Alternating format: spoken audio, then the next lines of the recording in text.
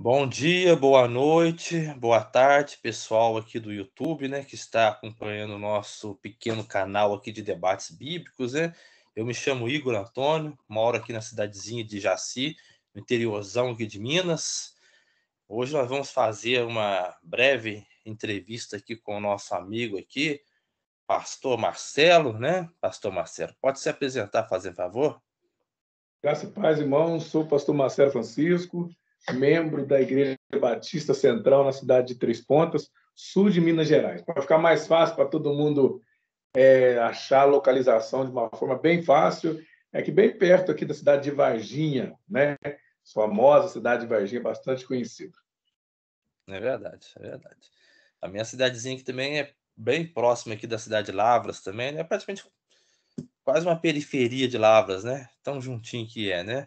E hoje o nosso tema vai ser a igreja e a revelação segundo a perspectiva evangélica ou protestante, né. Vai ser uma análise bem gostosa que nós vamos fazer aqui, um bate-papo bem gostoso, não muito técnico, né, porque realmente senão ia ficar muito maçante, né. E agora vamos começar, né, pastor Marcelo? Primeira pergunta básica, né? Na sua opinião, o que seria a igreja, né? Bom, a igreja, né, na minha opinião e também bastante, assim, digamos, da formalidade, a igreja é uma instituição, né, uma instituição instituída pelo próprio Senhor Jesus Cristo, né, a qual a sua função é levar a palavra de Deus e as pessoas até o encontro com Cristo. Então, o papel da igreja, né, digamos assim, já entrando um pouco nesse assunto, é unicamente levar a palavra de Deus até as pessoas necessitadas, as pessoas carentes, né, levar as pessoas até o encontro com Deus. A igreja, ela não responde ao Estado, a igreja é totalmente livre de qualquer vínculo com o Estado, ela não pode responder, porque ela é uma instituição totalmente sagrada, instituída por Deus, então ela não tem vínculo nenhum com o Estado. A igreja nunca deve viver amaziada com o Estado, digamos assim, casada com o Estado. Então, a igreja é uma instituição instituída por Deus, a qual prega a paz e a salvação, e o seu principal, que é a salvação. A palavra de Deus. Ah, muito bem. Depois você faz favor de me lembrar essa relação da igreja com o Estado aí, porque eu quero Sim, abordar esse tema também aqui, mais para o final do nosso debate, né? Mas primeiramente sim, vamos por partes, né? A questão do protestantismo, né, ou teologia evangélica, né, mais conhecida, né? Aqui no Brasil também a teologia pentecostal é considerada, né, a mais popular também, né, seguida das outras denominações. Considera que existe duas formas de pensar a igreja, né, dois âmbitos, né. Existe a igreja como instituição, né, que o senhor acabou de falar aqui muito bem, e existe também a igreja no sentido espiritual, né, aquela igreja invisível, né. O que seria essa igreja invisível, assim, né, no seu ponto de vista? a igreja invisível, no âmbito teológico, né, ela é a igreja, o sentido do espiritual, a igreja que leva a pessoa ao sentido espiritual até Deus. É essa igreja. Mas eu não consigo, de uma certa forma, eu não consigo separar a igreja do visível para o invisível. Eu não uso muito essa forma teológica, não. Por quê? Porque a igreja, mesmo ela sendo visível, ela é invisível. Porque ela é o que existe, mas ela não é. É bem complexo isso. Como assim? A igreja ela está na Terra, mas ela não é da Terra. Ou seja, a igreja ela é totalmente espiritual, embora a igreja ela viva num ambiente natural, ela é espiritual. Então a igreja, na minha concepção teológica, eu vejo a igreja nesse sentido. Alguns podem até dizer que é um pouco místico da minha parte falar isso Ah, com sim. respeito à igreja, né? Mas a igreja ela é uma representação do reino de Deus na Terra. Vamos, digamos assim, quando eu falo de igreja, irmão Igor, eu olho bastante para a Arca de Noé, que, né, a Arca de Noé ali, naquele momento, representava a salvação na terra de uma terra perdida. Essa é a igreja. É algo natural para alguns, algo comum para alguns, mas ela é 100%, ela tem que ser 100% uma agente espiritual. Então, a igreja, eu não consigo separar a igreja instituição da igreja é espiritual, não. Eu vejo que as duas coisas se casam junto. Elas Ah, se formam sim, uma. entendi a sua postura, porque há um tempo atrás eu tenho vários amigos, e um amigo meu que é pastor presbiteriano, ele sempre frisava muito isso, né, que existe uma igreja visível, que são aqueles membros que pertencem à igreja, ou melhor, que frequentam as igrejas, né, de todas as denominações, né, e existe aqueles membros, né, que nós não sabemos, às vezes, quem são, podem ser os membros que pertencem à igreja física como instituição e talvez nem tanto os outros, né? E esses que são os verdadeiros crentes, né? Existe essa diferenciação dentro, provavelmente, se eu não estiver enganado, dentro da teologia reformada, calvinista, né? Que eles consideram É interessante, eleitos, né? porque eu acredito que não existe a igreja que ficou, existe a igreja salva. Se a pessoa, né, se a igreja não está salva, não é igreja, né? Eu vejo É, por esse lado. pois é. Entendeu? Eu vejo por esse lado. Ou a igreja, Jesus vai buscar a sua igreja amada. A gente vai ver isso, que Jesus vai vir buscar a sua igreja. Ao contrário, se não é a igreja de Cristo, não é igreja. É uma congregação, é um povo que se reúne, é uma comunidade ali, digamos assim, né? Não uma comunidade como nós tratamos a igreja como comunidade de fé, mas não é nesse sentido que eu quero dizer. É uma comunidade, um povo que se reúne, porém não é a igreja de Cristo. Então, se não é a igreja de Cristo, não é a igreja. Para mim, não existe outro termo igreja. Só esse. Ah, sim. Então, na sua opinião, existe algum critério para você distinguir assim, o que seria uma igreja, o que não seria uma igreja? Uma mera reunião? Podemos dizer Poderia ser, assim? digamos assim, um grupo que se reúne. Né? Um grupo que se reúne. Porque a igreja tem características que se forma uma igreja. Né? A Ah, igreja ela sim. não é um grupo de pessoas. A igreja ela tem características. Por exemplo, o papel principal da igreja é a proclamação do evangelho. A segunda base que a gente tem como igreja é a obra social. Uma igreja tem que praticar a obra social. A igreja ela tem obrigação, como igreja, de levar as pessoas a um conforto espiritual com Cristo. E a característica principal da igreja é o amor pelos pobres, pelos Hum, necessitados, pelo próximo. Então, se tem um grupo ali que se fala que é igreja e ele não proclama o evangelho da forma correta, ele não prega o amor, não colabora com a sociedade de alguma forma em caridade, em ajuda, então simplesmente não está fazendo o papel de igreja. Se não faz o papel de igreja, não tem como ser uma igreja. É um povo que se reúne ali, talvez com um pseudo grupo que se denomina evangélico, porém as suas atitudes são totalmente fora daquilo que deveria ser uma atitude de igreja. entendi. Muito interessante, realmente, né? Você até já adiantou o nosso assunto aqui, o papel da igreja, né? Eu sou Agora assim eu já mesmo. fiquei até sem graça. Mas é muito bem, né? É muito importante, porque tudo nessa vida tem um papel, um objetivo, né? Como você já adiantou aqui, o papel da igreja pode ser dois, né? Tem o papel espiritual e tem um papel também social, né? Eu acho que o Muita gente não dois, né? papel social, toda igreja começa com o papel social. Acho que é o que mais está faltando hoje. Eu até estava comentando isso com o rapaz hoje, que o que mais necessita para uma igreja ser reconhecida como igreja e ser aceita como igreja e agregar pessoas é o papel social. A igreja nunca pode abandonar o papel social. Porque a partir do momento que a igreja abandona o lado social dela, ela não chega até as pessoas. Né? A gente chega até as pessoas através do social. E esse social que vai trazer o conforto, essa pessoa poder se abrir e vir para o espiritual. Você pode ver que até o próprio Senhor Jesus Cristo, né, de uma certa forma, ele usou o social para atrair as pessoas por espiritual. Naquela vez, ele havia ministrado aquela multidão de pessoas com fome. Se ele fosse viver só no lado espiritual, ele diria assim: deixa eles embora, vamos comprar seus pães, o que eles precisam eu já dei, que é a palavra. Mas não, mas ele fez questão de multiplicar o pão. Né? Ele fez o milagre da multiplicação. É Aquele milagre da verdade. multiplicação social, entendeu?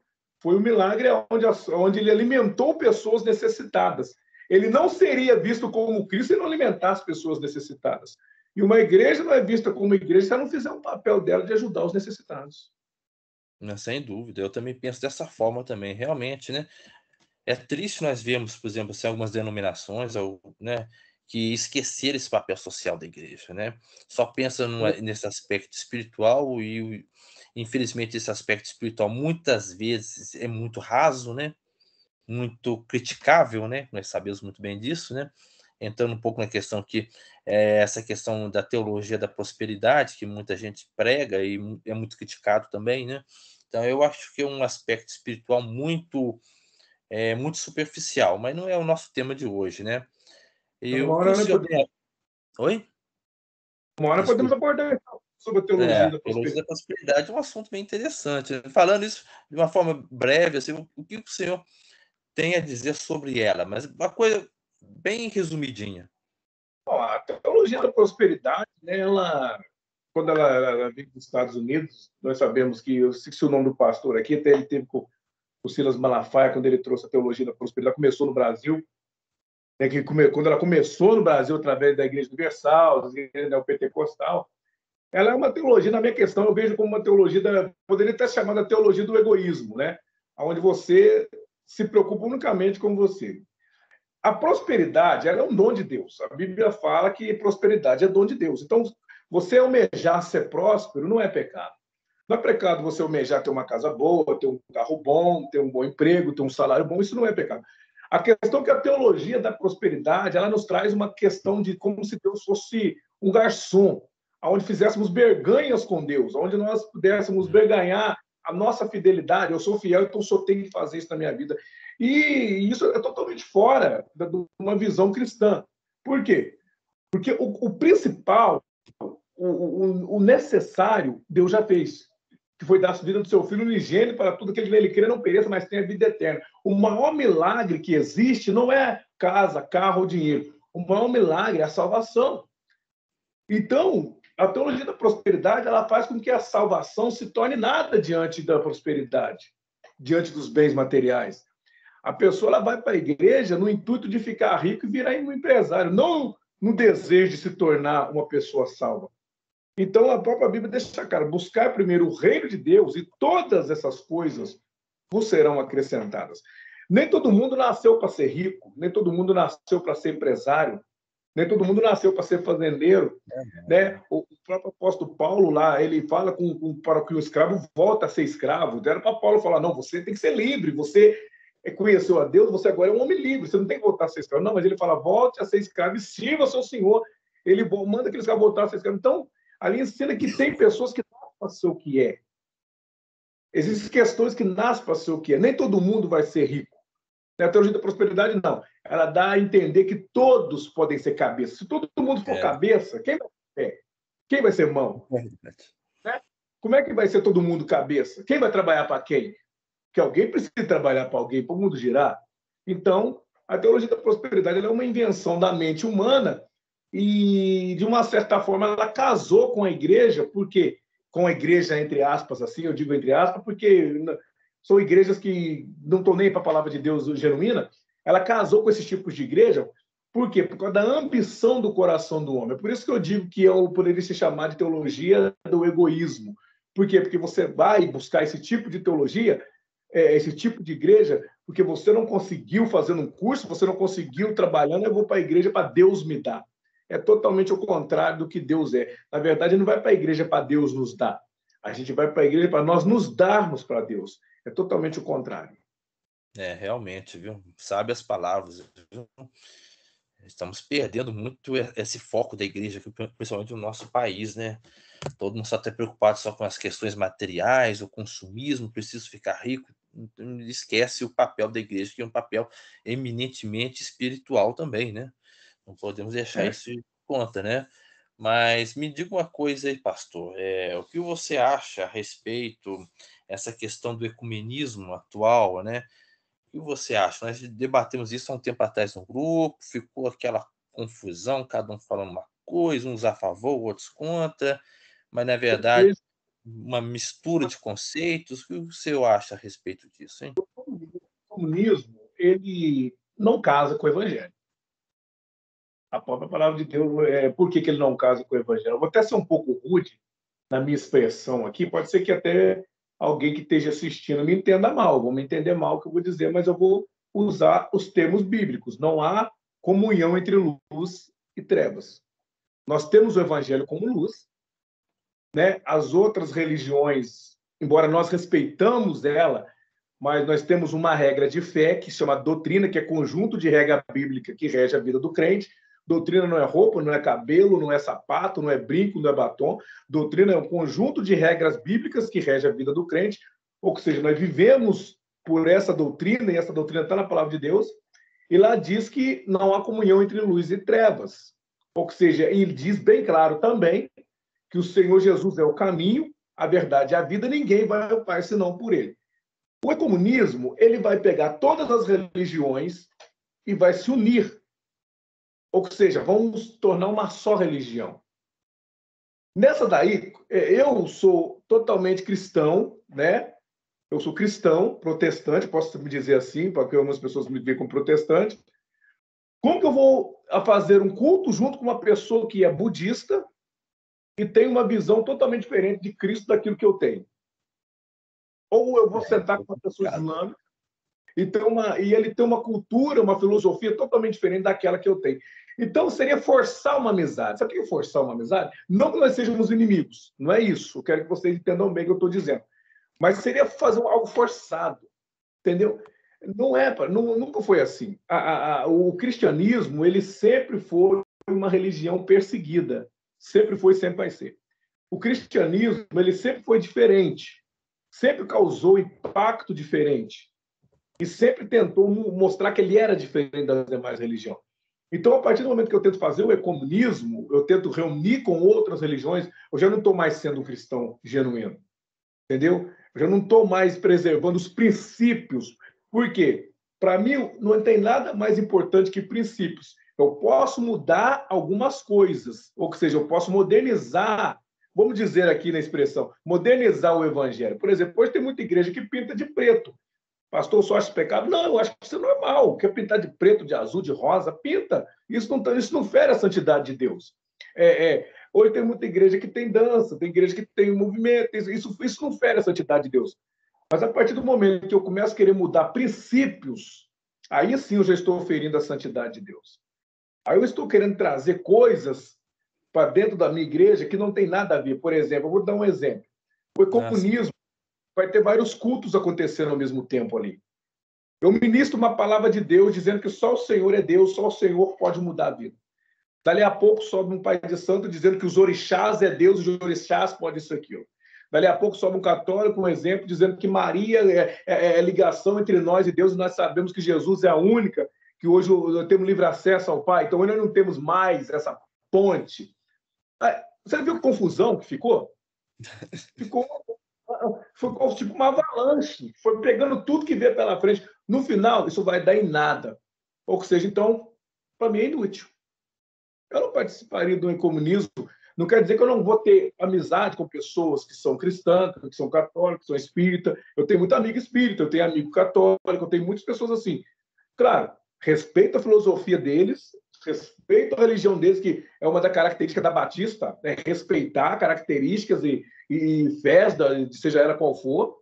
Nós temos esse respeito para com a pessoa. Porém, quando se trata de cultuar, já tenho esse princípio. Eu já não faria um culto ecumenismo, não participaria. Embora eu já ministrei em eventos cristãos, eventos católicos, já ministrei, porém eu ministrei. Eu não fiz o ecumenismo. Eu preguei o evangelho, eu fui pregador, preguei a palavra de Deus. Eu prego em qualquer lugar. Se me convidar para ir na macumba, eu vou prego. Não estou fazendo ecumenismo. Vou pregar a palavra de Deus, mas fazer vários cultos ali e cada um apresentar o seu Deus como se fosse uma vitrine, isso eu já não acho legal. Já não acho bom. Realmente é meio complicado. Essa questão do ecumenismo é extremamente complexa, né? Bom, eu acredito que vamos fazer uma live só sobre isso mais no futuro, envolvendo mais pessoas, né? Porque fica muito difícil, né? Realmente. Agora, a pergunta crucial aqui que eu já até encomendei, né? Eu já fiz para o Alisson também, e aqui, né? Só que respondeu, claro, dentro da perspectiva católica romana, né? Agora vamos ver a sua perspectiva aí. Na sua opinião pessoal ou da sua igreja, né? Da sua denominação, existe salvação fora da igreja? O que significa isso, na sua opinião? Eu vou falar na minha perspectiva pessoal, né? Não na perspectiva da igreja, até porque A igreja tem vários pensamentos, né? E eu não sei qual que é o pensamento das outras pessoas. Dentro da minha perspectiva, a salvação existe fora da igreja. Porém, a salvação ela existe fora da igreja. Deixa eu explicar uma coisa melhor. Por que Vai. a salvação falou que não existe? Certo? Oi? Né? Oi? O Wallace falou que não existe salvação fora da igreja, não falou? É um postulado bem medieval, né, que as pessoas falavam na época, né? Eles usam essa expressão até porque a igreja ela chegou um tempo, né, falando assim da perspectiva do ponto de vista da igreja católica, ela chegou a um ponto que ela dominava. Então, para ela dominar, qualquer um que não fosse católico dizia que não tinha salvação mais. Porém, a salvação ela não acontece porque você está na igreja. Você não está na igreja para ser salvo. Você está na igreja você não está na igreja para ser. Você vai para a igreja e você se torna salvo. Deixa eu explicar isso aqui melhor. Você não está na igreja porque você é salvo. Você foi salvo e está na igreja, porque você aceitou o primeiro a Cristo. O que a palavra de Deus diz? Todo aquele que crer e for batizado será o quê? Salvo. Salvo. Não é aquele que crê e frequentar a igreja. Por quê? Porque existem pessoas dentro da igreja que não vão ser salvas. Se eu Sim, for, esse ponto eu ia falar sobre isso também. olhar pelo lado de que eu estou na igreja e então eu estou salvo, a igreja ela não é a salvação, ela é um agente de salvação. Eu vejo a igreja assim. Eu não vejo a igreja como uma salvação. Até porque, se ela fosse a salvação, todo mundo que entrasse dentro dela estaria salvo obrigatoriamente. Seria algo obrigado. Então, não teria que ter, vamos supor assim, não teria que ter entrega, não teria que ter assim, algumas mudanças particulares da parte da pessoa. Não, só daí para a igreja eu estou salvo. E muita gente pensa isso. Eu estou na igreja, eu estou salvo. Não é assim. A igreja ela é um agente de salvação. Ela leva a salvação, porém ela não é a salvação, porque a salvação depende unicamente da graça e da tua vontade de ser salvo. Se eu não me entregar, se eu não aceitar Jesus, como está em João 3,16, como meu único suficiente salvador, como ele diz lá que deu o seu filho unigênito para aquele que nele crê não pereça, tenha vida eterna, se eu não tomar essa atitude, então não adianta eu estar na igreja. Então, existe salvação fora da igreja? Existe em termos, digamos. Por que nós congregamos? Para ter comunhão, né? Porque nós juntos formamos o corpo de Cristo e nós juntos celebramos as duas maiores instituições da igreja. Primeira, a maior instituição da igreja é o batismo, que é a declaração de fé em público que eu aceitei a Jesus, e segunda, a Santa Ceia. Então, não é. Quando nós só fazemos isso quando estamos em igreja.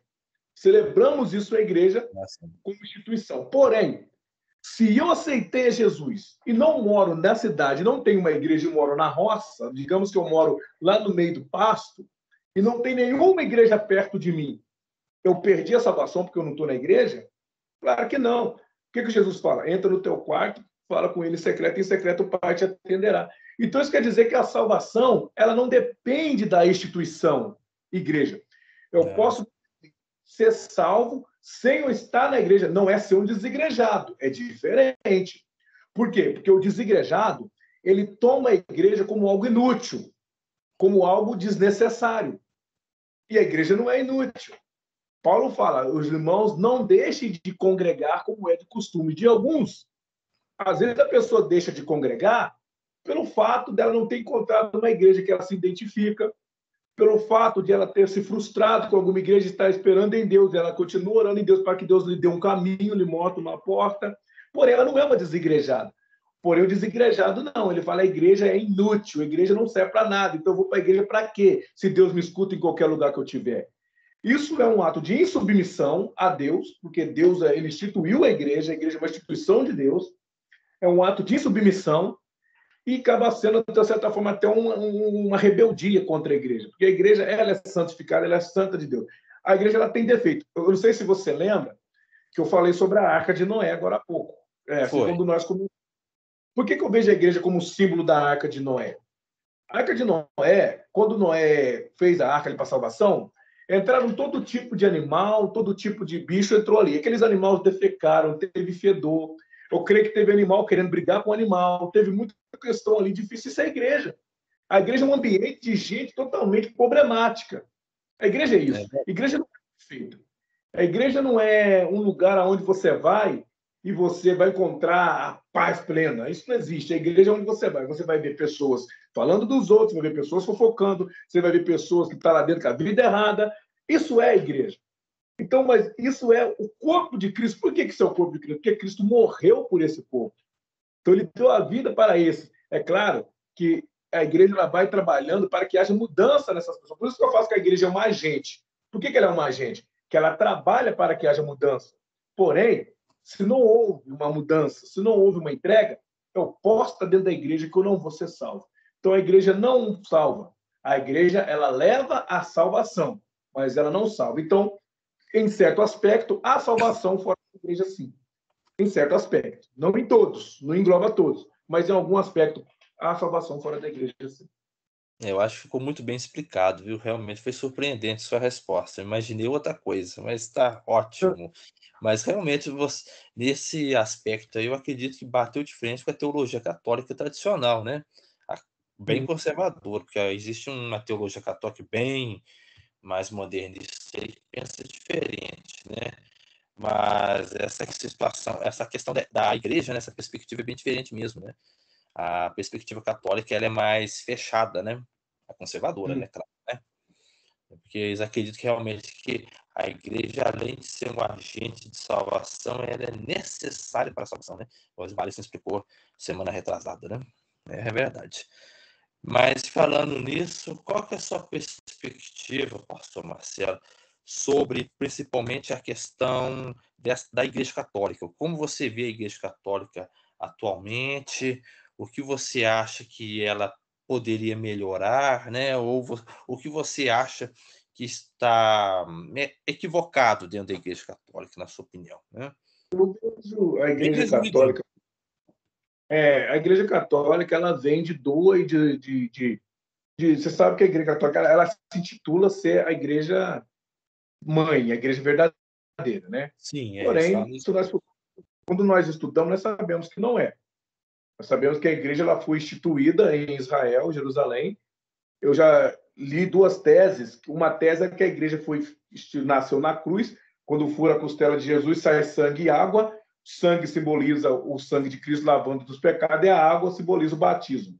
Porém, eu vejo lá em Atos dos Apóstolos, aonde a igreja diz que a igreja foi instituída com a descida do Espírito Santo, aonde alguns pentecostais usam. Porém, eu vejo que a igreja, quando Cristo fala sobre a igreja, que Cristo funda a igreja, quando ele fala que as portas do inferno não prevalecerão contra a minha igreja, eu vejo que a igreja católica ela tenta roubar alguma coisa, e deu de Constantino, quando ele tem a ideia da visão, que viu a cruz, né, Constantino mesmo, né, se eu não estiver enganado aqui, poder me ajuda. Foi ele mesmo, o imperador Constantino. Ele viu a cruz e tal. Por quê? Porque ali eles viram que se eles não politicassem a igreja, eles iam perder. Eles viram que se eles não trouxessem a igreja para perto dele, eles iam perder. Então, isso prova que a igreja não nasceu em Roma. A igreja foi enxertada em Roma de alguma forma. Eles pegam o título da igreja e levam esse título para Roma. Que digamos que é aqui Roma. Por quê? Porque o que é o Papa? O Papa ali tem todas as características dos imperadores. Ele exerce dois poderes. Ele exerce o poder político e exerce o poder espiritual, digamos assim, poder religioso. Ele é um político e ele é um religioso. Então, a Igreja Católica, de uma certa forma, ela tem perdido muita força. Ela tem perdido a força para o Evangelho e também para os muçulmanos. Nós não podemos negar que tem uma religião que vem crescendo e vem ganhando muita notoriedade, é o Islã. Tá? É mesmo. Se expandindo muito grande. Foi. Uma religião também que está expandindo muito na minha cidade, que até eu tenho comentado, é a Umbanda. Está expandindo muito. Olha, que Então, coisa, hein? é Aqui está muito, praticamente muito extinto. jovem, Eu nunca vi um terreiro de Umbanda na minha vida aqui, pessoalmente. muito, muito jovens. Eles estão se modernizando. Eles estão trabalhando com uma modernidade agora, tirando aquele ocultismo, aquele sombreado que tinha.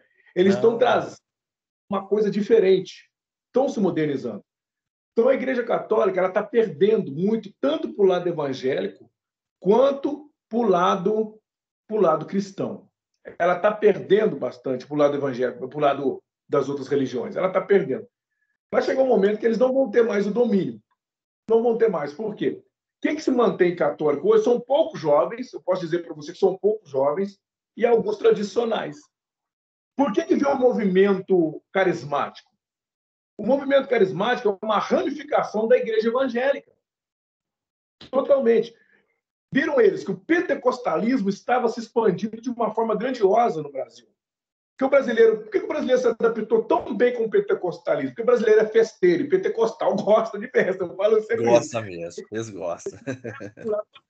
Lá da oba, aquela coisa toda. O brasileiro se identificou com o pentecostalismo, alguns brasileiros. Eu, por exemplo, eu conheço, eu prego, mas eu não sou esse cara pentecostal. Eles se identificaram. Então, viu o movimento carismático, que antes, que eu não me lembro quem começou o movimento carismático, eu até tinha estudado isso, mas esqueci, que eu sou muito ruim de memória para guardar nome, essas coisas assim. Eles viram, então, isso e trouxeram o movimento carismático. Quando o movimento carismático começou, a Igreja Católica de Roma não aceitava. Não sei se você sabe disso. É verdade, deu problema, sim. Não aceitavam. Mas quando eles viram que o movimento carismático agregou pessoas, eles aceitaram. Ou seja, a igreja, ela, de certa forma, ela tem perdido a sua característica, Romano. A Igreja Católica tem perdido a sua característica, tem perdido a sua força, né? E com o Papa agora, esse Papa que está aí, ele está sendo totalmente oposto daqueles outros papas, sabe? Tipo assim, vou falar um pouco de um Papa muito famoso, o Papa João Paulo, que foi um Papa que marcou a sua época, que trouxe uma carisma que abraçou todo mundo. Esse Papa chama Bento XVI, não, né? Papa Francisco. Esse Papa Francisco é um Papa bom, porém, ele é um Papa que oscila. As visões dele, às vezes, ele sai um pouco de nexa com a Igreja Católica. E isso tem entristecido muitos católicos e tem agradado alguns grupos. Mas tem entristecido muitos católicos. Eu vejo muitos católicos frustrados. Isso porém, uma porta para o evangelho e também uma porta para outras religiões. Ou seja, vai chegar um momento que a Igreja Católica ela vai perder totalmente a sua força, embora ela seja uma instituição política. Porém, político, o Papa ainda exerce muito poder. Político, sim. Você pode ver que tudo que o Papa fala vira notícia. Isso é um poder político. Porém, espiritual, ele já não é lá mais essas coisas. Você vê isso dentro da própria igreja. Pessoas que não concordam, quando ele tenta ser espiritual de alguma forma, gente da própria igreja discorda dele. Então, isso é uma forma de que eles estão tendo poder. Realmente, eu acho que está passando por uma guerra civil dentro da Igreja Católica agora, mas não vou entrar em detalhes, porque não é o nosso tema de hoje, né? E falando questão aí do Evangelho, né? Eu queria que você falasse um pouquinho do papel da Bíblia dentro da Igreja Evangélica, né? Porque todo mundo sabe que o protestantismo trouxe uma ênfase gigantesca, né, aos textos sagrados do cristianismo, né, que é a Bíblia, né? E que, apesar que muitos apologetas aí, né, criticam, né, dizendo que se por um lado, né, eu já vi até esse comentário, que eu achei até muito injusto, se por um lado os católicos idolatram o Papa, né, por outro lado os evangélicos idolatram a Bíblia. O que você tem a me dizer sobre isso? A Bíblia realmente é de extrema importância para o cristão, né? Eu acho que a Bíblia, sem a Bíblia não tem evangelho. Sem a Bíblia não tem. Né? Eu não imagino um culto sem Bíblia. Tem que ter Bíblia. Porque a Bíblia é a base da igreja evangélica. A igreja evangélica existe por causa que a Bíblia existe. Por que por exemplo, por que hoje a gente vê que, de uma certa forma, a Bíblia ela tem sido bastante criticada? Porque ela é a base do evangelho. O evangelho ele é baseado na Bíblia. A palavra de Deus fala que a Bíblia foi escrita por vários homens inspirados pelo Espírito Santo e nós seguimos isso como regra. Como eu disse, é o manual. Nosso manual é a Bíblia. Nós não conseguimos ser cristãos sem Bíblia. Não conseguimos ser evangélicos sem Bíblia. Tirar a Bíblia da igreja é como você tirar o alimento de quem tem fome. Vamos se alimentar do quê? Se nós não tivermos Bíblia.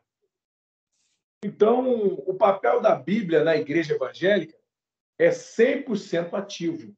É principal. Não tem como existir uma igreja sem Bíblia. Embora tenha igrejas que não usam a Bíblia, dá no que deu. Por exemplo, a teologia da prosperidade. É uma distorção da Bíblia.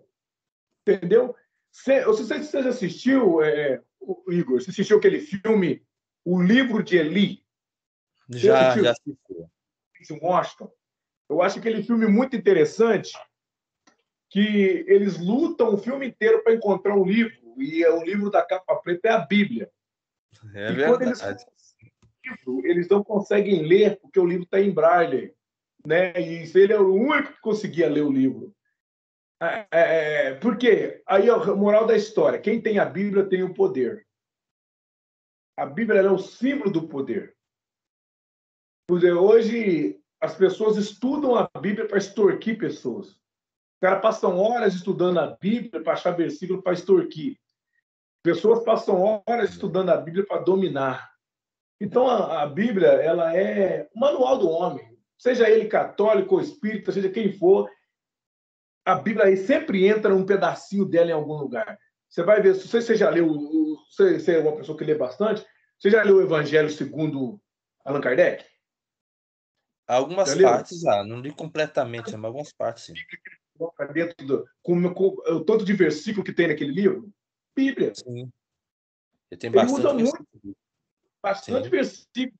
Então, você pode ver que a Bíblia, a humanidade sem a Bíblia perde a noção do que é. Entendeu? A Bíblia ela nos rege desde o começo da criação, aonde ela coloca lá que fez Deus o homem, mulher, macho e fêmea, os criou. Ele não tem nenhum vazão para você falar que tem outro ser, que tem outro ser no meio, não existe. Então a Bíblia ela é bem enfática. Por isso que a turma tenta, de uma certa forma, banir a Bíblia da sociedade. Porque se você banir a Bíblia da sociedade, você não vai só estar banindo a palavra de Deus, mas você vai estar banindo a moral, a ética, os bons costumes. Você vai estar banindo a vida em si. A origem do homem em si vai ser banida. O homem vai perder a sua identidade. Aí ele vai ser qualquer ser, sim. menos um homem que ele deveria ser. Então, a Bíblia dentro da igreja ela é primordial. É primordial. Não pode haver um culto, pode ter louvor, pode ter bons cantores, pode ter dançarinos, podem ter pessoas que sabem fazer várias coisas interessantes. Mas todo mundo fica ali esperando o quê? A hora da palavra, a hora da Bíblia, porque é ela que é o sustento. Então, uma igreja sem Bíblia não existe. Acho que um teólogo que pensa que a Bíblia é inútil, eu acho que foi inútil foi a sua teologia, que o levou a pensar nisso. Porque até para ele chegar a essa conclusão que a Bíblia é inútil, ele teve que pegar a Bíblia e estudar. Então ela não foi tão inútil assim, não. Ela ajudou ele a chegar a algum. Não, pastor, eu concordo plenamente com você. Eu acredito que a Bíblia é o centro da nossa fé mesmo, não tem nem comparação, né? Tenho uma postura um pouco diferenciada. Eu sou um cara meio ecumênico, mas mesmo assim eu puxo muito para o lado do calvinismo. Eu gosto muito do calvinismo, realmente. Já li vários livros sobre o calvinismo, né? E eu gosto muito dessa ênfase que vocês dão aí à Bíblia. Realmente, quando eu comecei, eu já li a Bíblia 2 vezes completa, graças a Deus, né? E realmente 3 mudou vezes. a vida. Realmente. Isso aqui eu posso dizer, experiência própria, mudou a vida. Não dá para comparar. Muitas vezes, né, as pessoas falam assim: ah, eu vou no culto, eu vou na missa, e o padre ou o pastor fala sobre tal versículo bíblico, tal, e já é suficiente. E não é. Na minha opinião, não é suficiente. Eu faço essa apologia da Bíblia nesse sentido. Se você não lê a Bíblia inteira, livro por livro, pelo menos, né, pode demorar um ano e meio que eu demorei para ler a Bíblia pela primeira vez. Você não vai compreender. É outra visão. Eu acho que todo bom cristão tem que ler a Bíblia pelo menos uma vez inteira. Eu Sim, penso comigo. Sabe por concordo. quê? Eu vou falar uma coisa para você. A gente tem que saber quem que a gente é. A gente tem que saber o que. E a gente tem que conhecer o que a gente tem nas mãos. Às vezes a pessoa ela se declara cristã, ela nunca leu a Bíblia. Eu conheço um rapaz, e ele não é muçulmano, assim, digamos, extremista. Muçulmano, fala a religião dele, é muçulmano mesmo, né? É Muçulmano muçulmano extremista. mesmo. Extremista. Mas ele diz que é regra. Você ser um muçulmano, você tem que ler o Alcorão. É Você tem que verdade. conhecer. Então, como que eu vou me. Eu acho que só se você não souber ler, tudo bem. Se você não for uma pessoa que não tem leitura, não tem como você ler. Mas se É. você tem leitura, você tem que ler a Bíblia. Você tem que saber o que livro que é aquele ali. para que ele serve? O que ele diz? O que está escrito ali na Bíblia? É lógico que você nunca vai lembrar de tudo que está escrito nela. Você pode ler a Bíblia 2, 3, 4 vezes, você não vai decorar tudo. São 37.100 e tantos versículos, são muita coisa. Você não vai guardar tudo É isso na muita cabeça. coisa, Você não bem vai nova. como. Mas você pelo menos precisa falar assim, eu já li a Bíblia, ou seja, eu como um bom cristão, eu sei por que eu sirvo a Deus. Eu estava conversando, eu converso muito com as pessoas, a gente acaba fazendo até um certo laboratório com respeito à perspectiva e à visão dos cristãos de hoje. E hoje eu conversava com um rapaz, que é um jovem, né, que ele quer estudar um pouco da Bíblia, quer estudar um pouco de Apocalipse, até convidei ele para estar domingo na escola bíblica da nossa igreja, que nós estamos estudando sobre as cartas de Apocalipse. Olha, Aí eu estava interessante.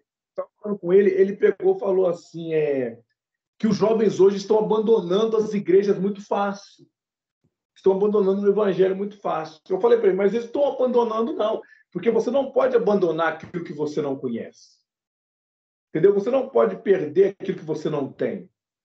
Na verdade, os jovens eles estão voltando vazios, porque eles entraram vazios, saíram vazios. Por que isso está acontecendo com eles? Porque não foi apresentado Jesus de verdade para eles. Eles não conhecem o porquê que eu sou cristão. Eles não leram a Bíblia, eles não sabem o que está escrito ali. Eles conhecem Uhum. por informação. Porque existem igrejas, não falando mal das outras igrejas, não é isso que eu quero fazer aqui, mas existem denominações que não se preocupam em levar os seus membros a conhecer o livro sagrado que é a Bíblia. Não tem preocupação de levar as pessoas a conhecer o Evangelho, nem o Evangelho. Tem gente que tem dificuldade para achar Filemão na Bíblia. Tem gente que não sabe que na Bíblia está escrito Obadias. Pergunta para qualquer pessoa quem foi Obadias. O cara vai ficar te olhando com cara de boboiano. O cara pode ter 5, 6 anos de igreja que não sabe a história de Filemão, nem sabe quem foi, não sabe quem foi Obadias, não sabe quem foi Esther, mas sabe quem foi João, porque o pastor vive pregando em João, sabe quem foi Paulo. Então, ele conhece aquele mundinho quadrado dele ali do Evangelho. Ele não tem uma experiência si mesmo, dele mesmo, com a palavra de Deus. E eu acho que todo cristão tem que buscar essa experiência, tem que buscar essa palavra. Esse dia foi muito engraçado, meu filho tem 10 anos, ele vai batizar, creio que o mês que vem, ele está fazendo curso de batismo. Meu filho, ele abriu a Bíblia esses dias, o pastor falou, abre a Bíblia em tal lugar, ele foi lá, achou sozinho. Ele chegou todo alegre, pai, que achei. Aquilo para ele foi uma festa. Ou seja, ele Olha, está descobrindo, mesmo está descobrindo o quão é importante conhecer a Bíblia. Eu acho que os evangélicos precisam aprender isso. Entendeu? O quão é importante conhecer a Bíblia. Você não é um bom advogado se você não conhecer lei. sem Como é que você dúvida. vai ser advogado sem lei? E eu te falo para você, advogado lê muito mais livros do que uma Bíblia. Ele lê vários e vários livros. E por que Não a é pessoa verdade? tem preguiça de ler a Bíblia? O cristão tem preguiça de ler a Bíblia. Falta de Entendeu? disciplina, na minha opinião. Mas essa disciplina é falha de quem? Dos próprios pastores, que não leva os seus membros. Eu conheço. Igor, te falar uma coisa que aconteceu comigo numa cidade que eu fui pregar. Uma missionária, ela tinha 10 anos de missionária. Você acredita que essa mulher me perguntou na onde estava escrito dízimo na Bíblia? O que é mais falado. Ai, O que é mais falado escrito, Malaquias 3:10. Ela não sabia que estava escrito em Malaquias 3:10. Agora me fala, como é que você coloca uma pessoa de missionário, entre aspas, porque para mim missionário é quem vai para o campo de missões, não é quem fica dentro da igreja, cada um é eu cada um. entendo. Então, as doutrinas esquisitas, uns títulos esquisitos. Como é que uma pessoa que se titula missionária não sabe onde está escrito o versículo da Bíblia? Evangelizar Complicado. alguém? Bater com alguém? Como que eu vou debater com espírita? Como que eu vou debater com, ou digamos assim, até mesmo com um católico que quiser debater Bíblia comigo? Como que eu vou conseguir debater se eu não conheço a Bíblia? Eu vou te contar, eu posso falar uma breve historinha aqui que aconteceu comigo? Olha, o tempo lá está passando, hein, pastor? Senão não vai dar tempo, não, viu? Eu Vai ficar muito. vou estudar teologia. Eu fui evangelizar uma vez, eu era de uma outra denominação. Eu fui evangelizar uma vez e eu caí na casa de um crente tradicional, antigo, era o senhor. E esse senhor pegou, virou para mim assim e falou assim: Você está carregando esse livro? Você sabe o que está escrito nele? Eu não sabia nada de Bíblia. Não sabia nada. Não sabia nem abrir a Bíblia. Aí ele pegou, virou para mim uma frase, eu estou resumindo para você entender. Ele falou muita coisa, mas o que ele falou que mais marcou foi para mim o seguinte, ó, um soldado não é soldado se não souber usar a arma que carrega. Verdade. Entendeu? Ele falou, soldado não é soldado se não souber usar a arma que carrega. É a mesma coisa do camarada que está carregando 38, mas não sabe colocar bala. Assim são esses crentes que andam com Bíblia debaixo do braço e não sabem o que está escrito. Não adiantando. A Bíblia, você tem que conhecer ela. Você tem que saber o que está escrito nela. Tanto para você quanto para os outros. Do contrário, aí eu falo uma coisa que muitos dizem aí. É só um livro que você está carregando. Se você não souber usar, é só um livro. O camarada pode pegar um revólver e fazer dele um estilingue, jogar na pessoa. Se ele não souber dar tiro, não serviu de nada ele ter um revólver. Assim, a pessoa que não sabe usar a Bíblia tem Bíblia. Sem dúvida, assim. É verdade, né? É verdade mesmo, né? Eu acredito que nós já podemos encerrar aqui a nossa entrevista, né? Você tem mais alguma coisa a dizer? Algum comentário aí que deixou um pouco... que eu até esqueci de fazer alguma pergunta, algum comentário a mais? Vou deixar claro sobre o papel da igreja na sociedade, né? Resgatar isso, o papel da igreja na sociedade. Eu acho que uma das coisas que eu gosto, agora eu vou puxar um pouco a bandeira para a minha placa, para a minha coisa aqui. Uma das coisas que eu gosto na religião batista, na religião não, perdão, na igreja batista, é que a gente tem muito esse negócio de sociedade, trazer o povo a conhecer o evangelho através das obras, através do trabalho. Nós não cremos que a salvação é pelas obras, a salvação é pela fé, né? Entendo.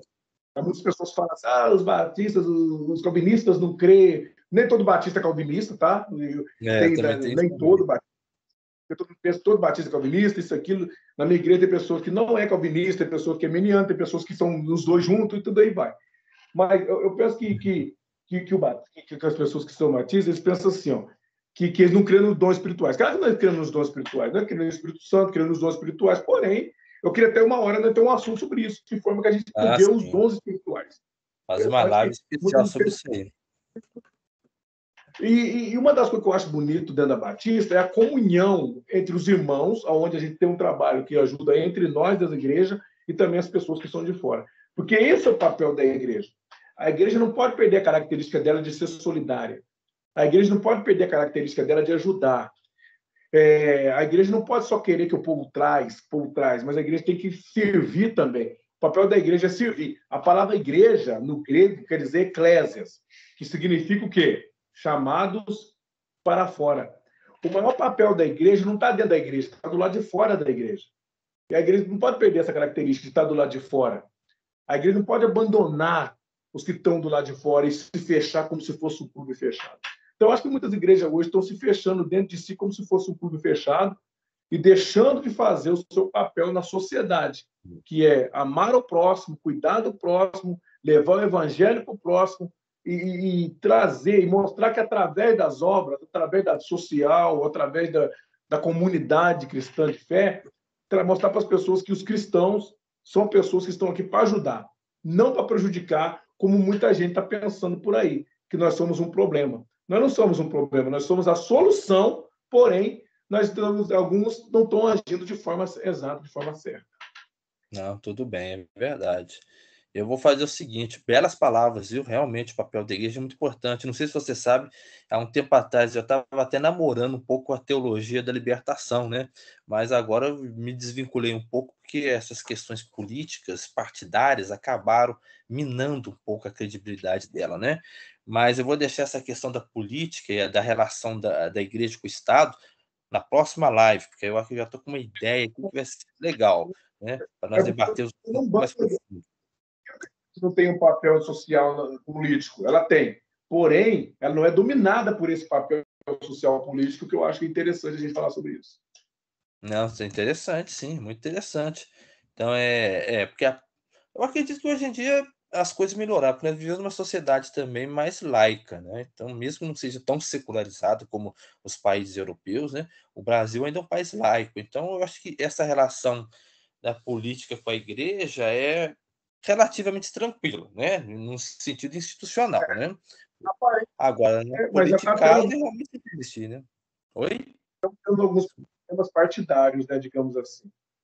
Sim, existe uma influência partidária, que muitos líderes religiosos se tornaram também políticos, tal, de influência e tal, mas isso é todo país é assim, né, é normal, né. Então eu acho que não tem nada de muito extravagante nesse aspecto não, né. Você quer deixar um comentário final aqui para nós? Quero agradecer, né, pela oportunidade de estar participando mais uma vez dessa live aí, que foi muito legal, a gente falar um pouquinho sobre a igreja, né, sobre a visão ampla da igreja, e espero que todo mundo tenha entendido, né, e em nenhum momento aqui a gente quis criticar ou ofender alguma religião, nós respeitamos toda a religião, porém nós temos um princípio de nossa fé, um princípio básico, né, eu tenho meu princípio que sempre quando eu tenho que debater ou falar de algum assunto, ele flui maior do que qualquer outro princípio, que é o princípio que eu tenho que seguir. Essa é a minha regra de fé, minha regra de vida. Eu não posso falar da igreja ou falar de Cristo sem que os princípios sejam estabelecidos. Não, realmente concordo plenamente com o senhor, viu. Realmente não podemos deixar os princípios para depois, em segundo plano, né. Então eu me despeço de vocês aqui também, né, eu agradeço a todos que nos assistiram, né, em qualquer horário, né, do dia ou da noite, e na próxima live também vamos escolher um tema bastante interessante, né. Um abraço a todos, fico com Deus, viu. Até mais. Deus abençoe.